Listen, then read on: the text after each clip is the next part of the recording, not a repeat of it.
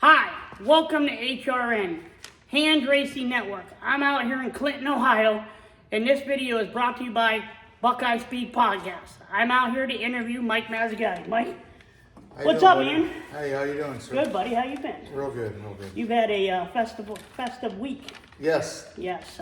Couple weeks. Last couple weeks. How's it been going? How's it been going?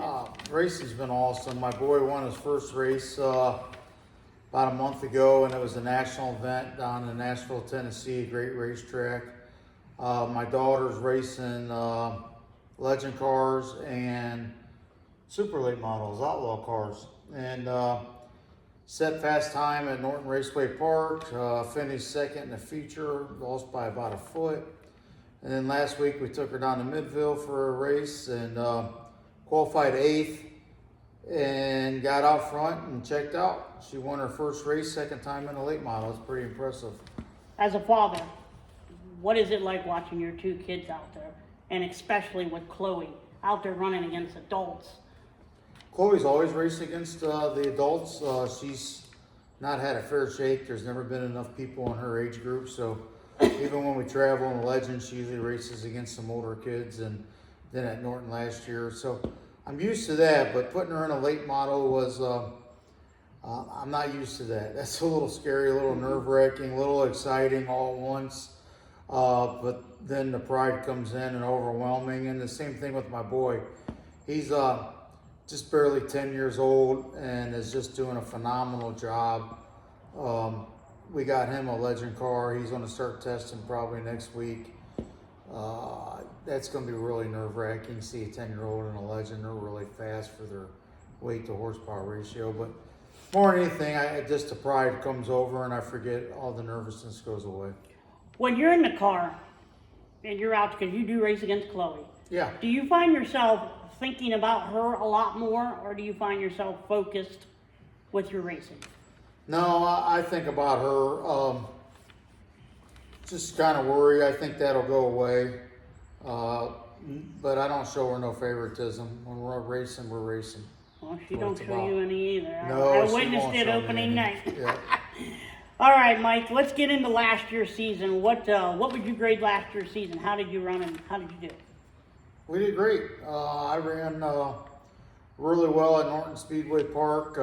We messing with CRA stuff, getting back involved in that. We only ran one race last year. But we're just getting back involved in it because Chloe's going to be moving into a CRA car here real soon. I mean, like sooner than expected. So we wanted to get familiar with them again.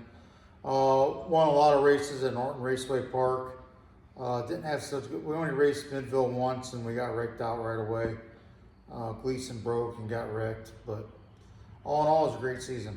Well, there you go. Well, let's move into my questions here. Yeah. Mike, can you share how you first got started into racing and what did you run? So my uncle, BJ Murphy, a lot of people know him, raced when I was a kid. He retired before I can remember. My dad ran late models. It started at 18 years old, raced them for about 7 years. I remember watching him.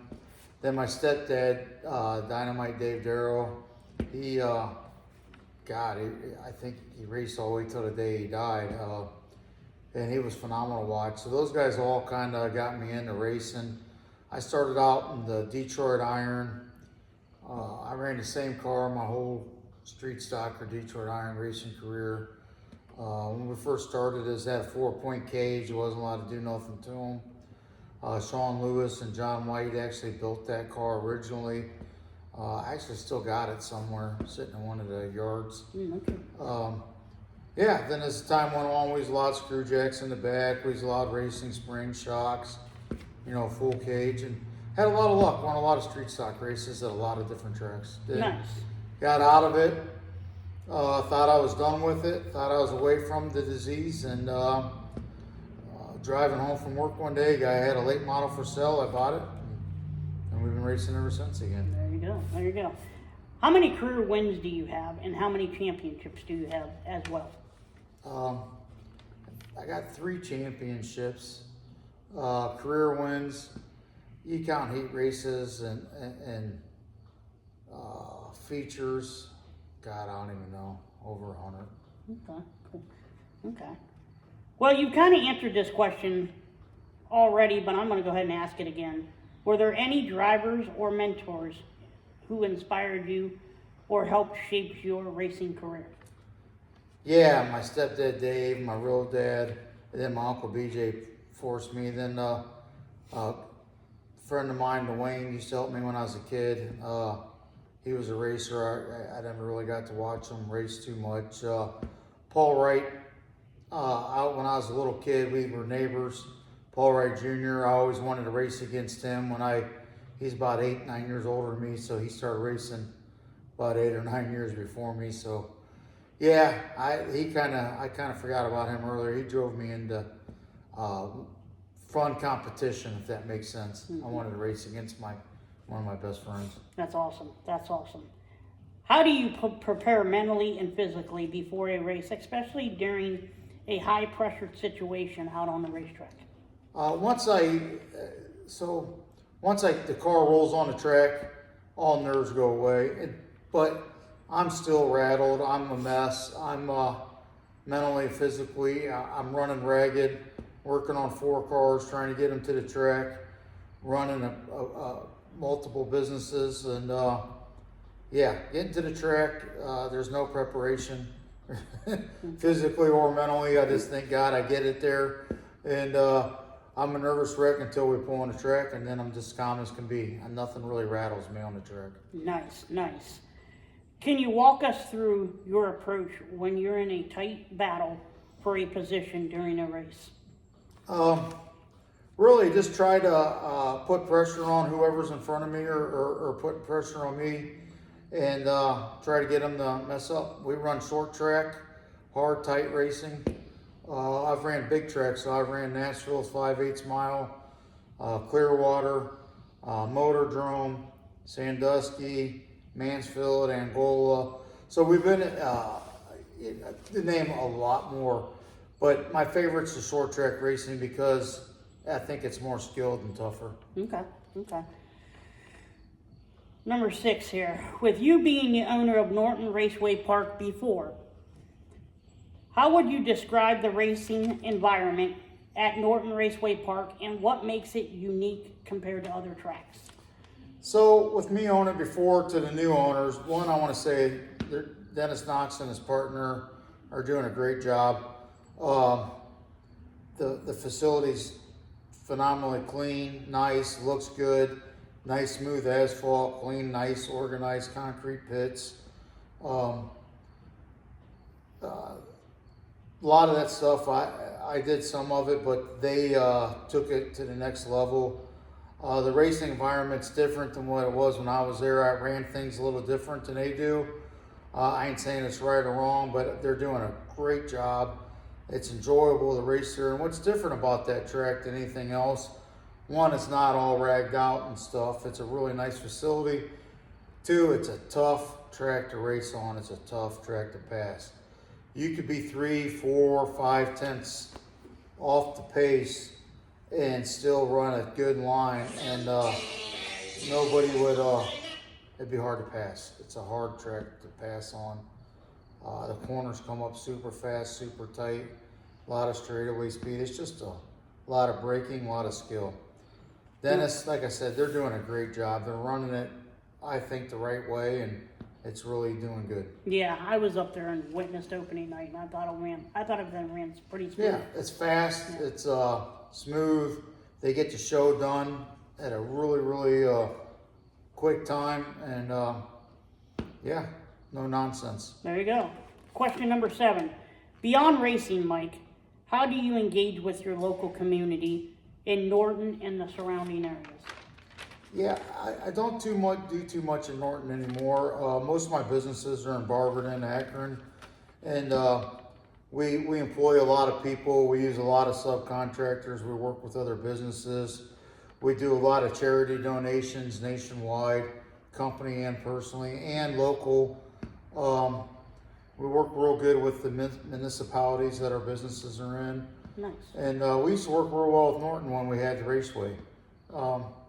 all good people, and if somebody needs a job or, you know, whatever, we're there to help. If somebody comes to us and needs a part for their car and they're struggling a little bit, we try to discount it as best we can. Absolutely. Yeah, to make it, especially if they're a local person. Right. It's expensive as it is already. Yeah.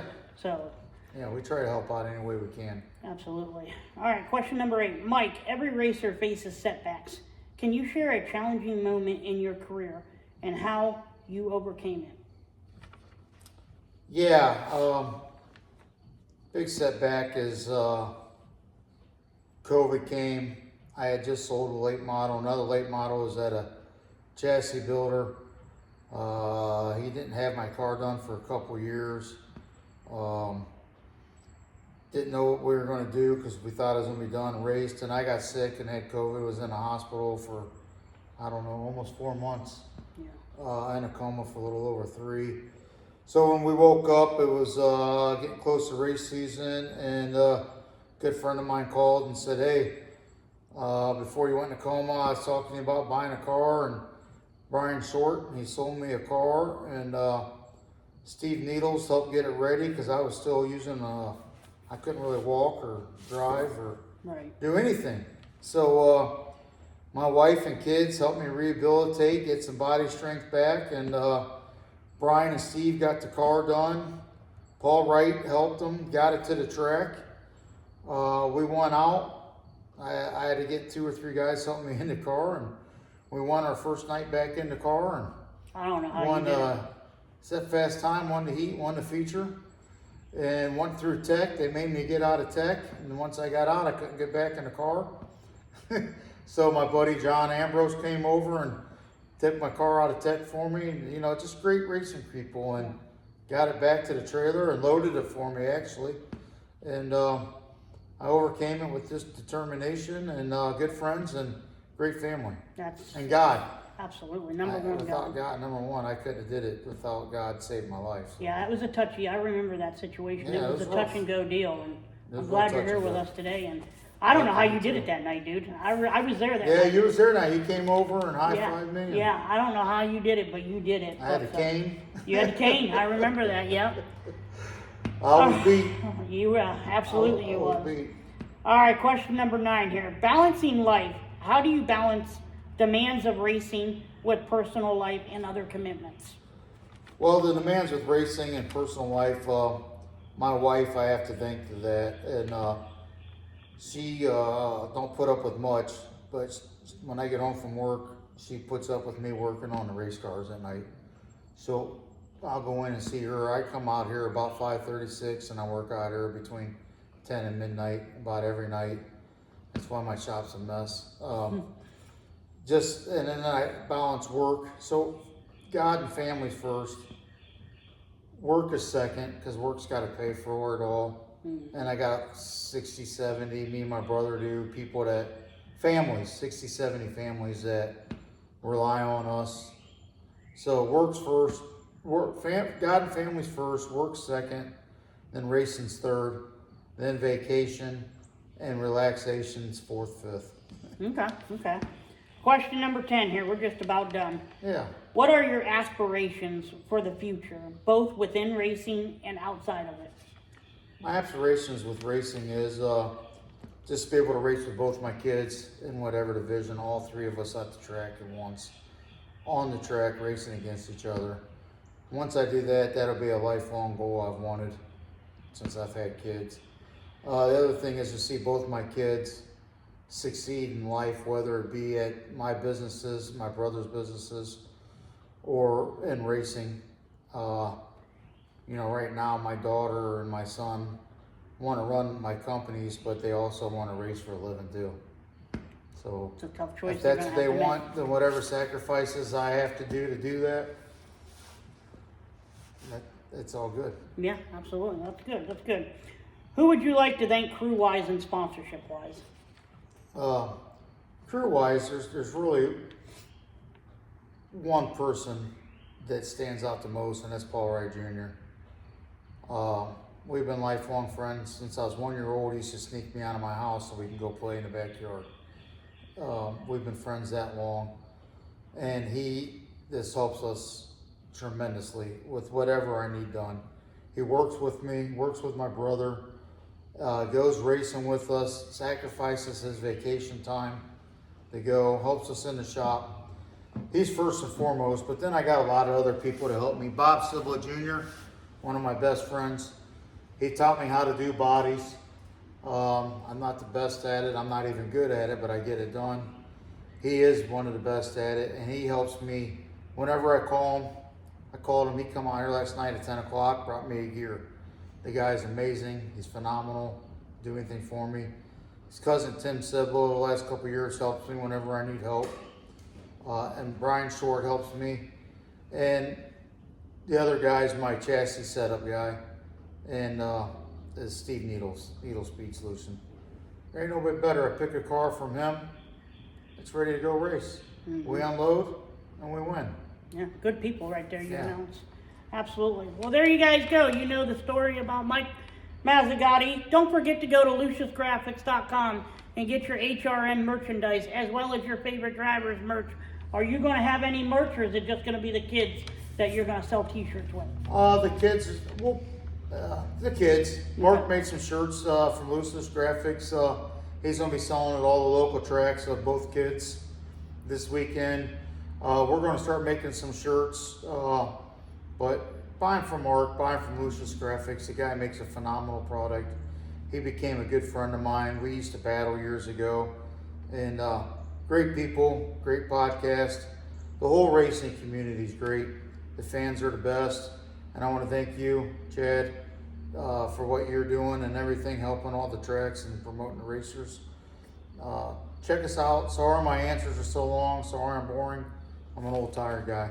Just likes to talk. Hey, that's all right. That's what I like. I like somebody that talks. And you're welcome, man. I love doing this, and I'm glad you guys enjoy it. All right, folks. Until next time, when I see you at a racetrack, it will be the best time. Have a great night, folks. See ya.